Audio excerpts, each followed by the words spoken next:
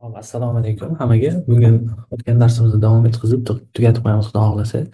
Hop, o'tgan darsimizda biz API, CRUD API yaratib qo'ygandik, routlarini, ammo ishlatmagandik. Bugun ishlatib ko'ramiz. HBR Design Serve qilib loyihamizni ishga tushirib qo'yamiz. Hop, welcome page ishlab turibdi. Endi Ratula Postmanni ham ko'rib ketamiz, qanaqa ishlashini. Hop, boshdan tushuntirishim uchun mana buni o'chirib tashlayman. Buni ham o'chirib tashlayman, buni ham o'chirib tashlayman. Hop, bizda postmanimiz mana shunaqa ko'rinishga ega. Ya'ni nima bor bu yerda? Home, mana shu home page. Hop, biz workspace ga o'tib olamiz, ya'ni ish maydonlari. Men har bitta katta loyihalarga alohida workspace ochganman. Hozir mana workspace da turibmiz. Hop, workspace ichida nimalar bo'ladi? Collectionlar bo'ladi. Ya'ni workspace ichida bir nechta collection bo'lishi mumkin. Har bitta collection bitta loyiha hisoblanadi. Xo'p, misol uchun men buni yaratgandim. O'chirib yuboraman. Xo'p, collection bor, environment bor. Bizga shu ikkalasi muhim. Xo'p, collection yangi proyekt uchun Postman so'zlatib olamiz. Xo'p, mana new collection ochildi. Biz buni manbitdan o'zgartirsak bo'ladi. Manbitda ham o'zgartirish chiqib turibdi. API tutorial deb nomlayman. Tutorial. Xo'p, mana endi buni ichiga agar bir nechta collectioninglar bo'lsa, mana bu yulduzchani bosib qo'ysanglar birinchiga chiqib qoladi. Hop, endi buni ichiga papka qilib routlarni yarataveramiz, APIlarni. Hop, birinchi bitta papka ochib olamiz. Hamma API collectionlarda bo'ladi. House degan papka. Ya'ni bunda bo'ladi ikkita route. Hop, qo'shamiz request. Yozib qo'yamiz login. Metodi post bo'ladi. URL mana bu bo'ladi. Bitta hozir nimaga bunaqa qilganimni tushuntirib beraman. Hop, buni saqlab qo'yamiz. Endi post metodli login yaratildi va yana bitta duplikat qilib logoutni ham yozib qo'yamiz. Log out. Hamma logout bo'lib saqlanib qolgan ekan. Mana buni o'zgartirib qo'yamiz. Login. Bunisi log out. Hop, buni ham saqlab qo'ydim. Mana saqlanmasa dumaloqcha o'tiribdi. Buni saqlashni bosam, uni saqlandi. Xo'p, endi mana bundagi base URL nima desak, bu environmentlardan bo'ladi. Hozir ikkita environment bor bizda. Mana bu tanlanib turibdi, lekin biz noldan ko'rib o'tishimiz uchun bularni o'chirib tashlayman. Xo'p, mana shunaqa o'zgaruvchilarni saqlab turuvchi virtual muhitda u. Xo'p, bizda kerak bo'ladi hozircha mana bu yerdan plyusdan qo'shib olsak bo'ladi. New environment qo'shildi. Xo'p, men odatda loyihaga mos nomlab ketaveraman. Misol uchun so'yib degan loyihamiz bor edi. So'yib lokal deb nomladim. Keyin so'yib server deb nomladim. Hozir ham xuddi shunday API tutorial lokal deb nomlab qo'yaman. Xo'p, endi o'zgaruvchilarni kiritib olamiz. Base URL degan o'zgaruvchi bo'ladi bizda. Keyin token degan o'zgaruvchi bo'ladi. Xo'p, endi bunga current value'ga men buni berib qo'yaman. Undan oldin mana buni ko'radigan bo'lsak, ustiga olib borsam hozir bo'sh turibdi. Mana bu yerdan ham value kiritsak bo'ladi, u yoqdan ham kiritsak bo'ladi. Men buni olaman. API kiritib qo'ydim. Endi mana bu yoqqa o'tib, environmentga o'tib, mana buni ko'rib, mana bu yerga qo'yishimiz kerak. Enter tushib qolmasin, saqlab qo'yamiz.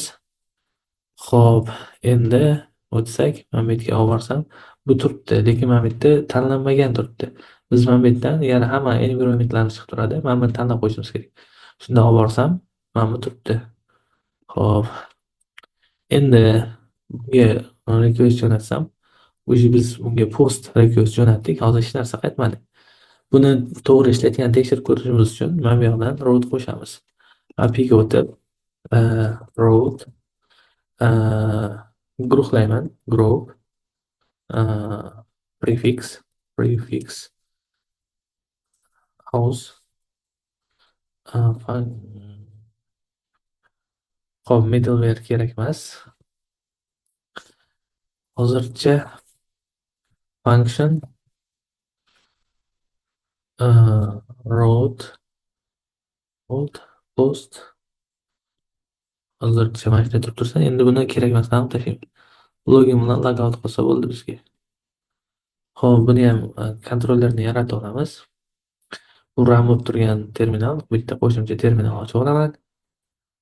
Xo'p, PHP Artisan Make Controller API'ni ichida API House Controller. Xo'p. Mana bu yerda muammo bor uchun ishlamaydi.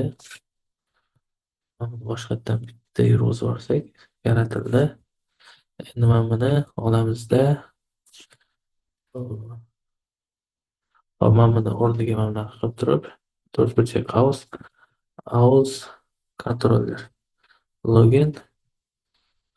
Xuddi shunday mana bu yerga buni olib tashlab, to'rtburchak house controller.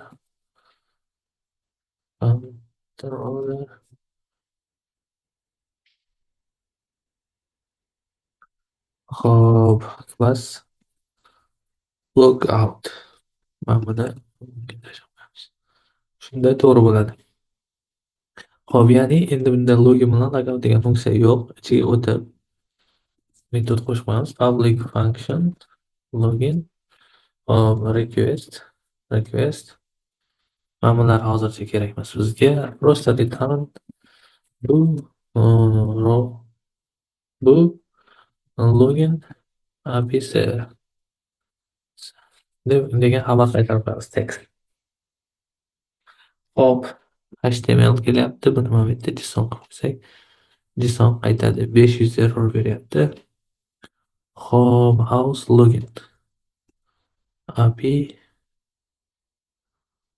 login clear PHP artisan root list deb ko'radigan bo'lsak, nimadir xato yozdim shekilli.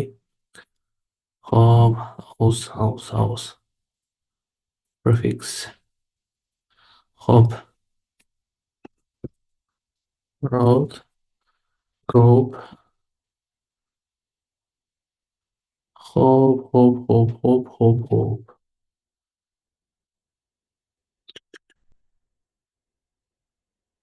Hammasi normal, hammasi yaxshi.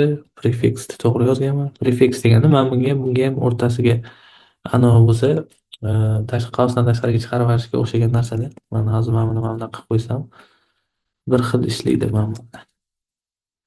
Mana buni comment qilib qo'yganim bilan bir xil ishlaydi.